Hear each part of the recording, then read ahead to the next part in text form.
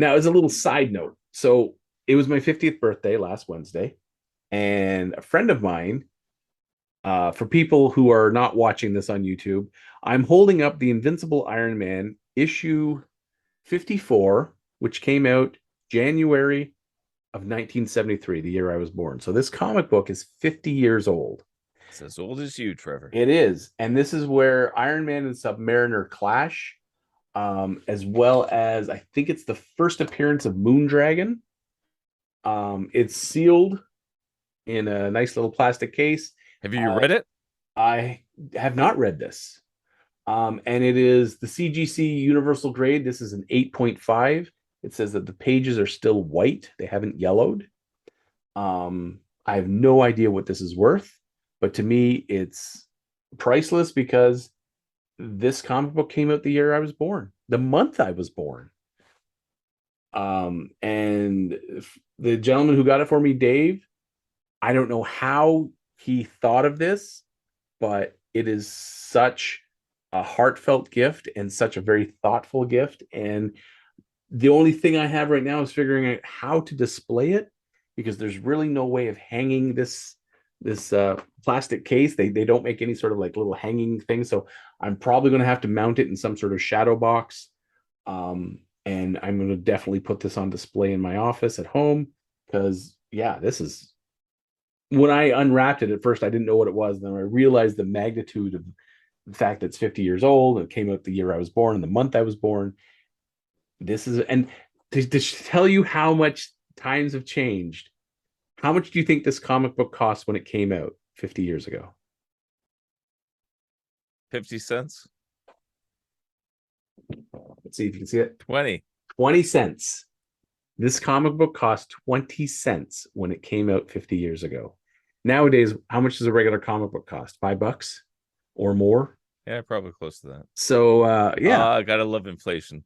Oh, inflation, so much fun. So, yeah, so that was a nice little. And as you said, unfortunately, we'll never see this fight in the MCU. The closest we got was Black Panther 2, where Riri Williams fought Submariner, but I don't even know if they fought hand to hand. So I don't even know if that's close. This they actually, by the cover, Iron Man and Submariner duke it out hand to hand. So And that's the thing. I like at the moment you showed that, like how cool would it be instead of all this woke garbage?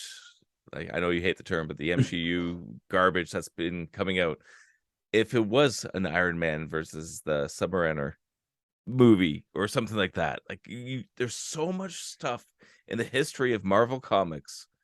So much, like just looking at that cover, if I could see that as a movie poster, and I would want to go see that well, immediately. was it Iron Man 3 where he's underwater connecting something and then flies up to the tower, or was that 2?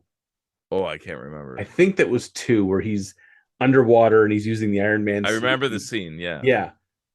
That could be the start of a movie like this where he's doing that. And as he goes to go off, you have Submariner and say maybe some of the Atlantean forces see him doing this and don't realize to what extent he's doing it. All they see is he's firing some high energy thing underwater.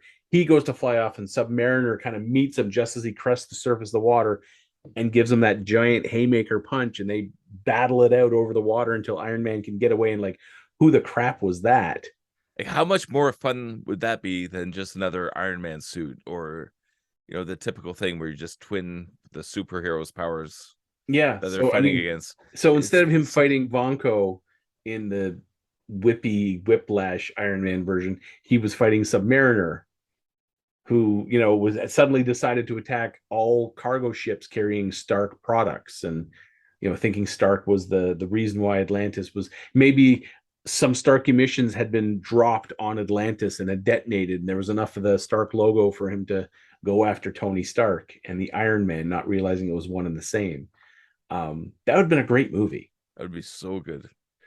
That would have been the movie I wanted to see. Then you'd have like, War Machine shows up, Rhodey gets the War Machine armor after, Iron Man takes a huge beat down from Submariner. He has to come up with a new armor. Rhodey gets his War Machine armor.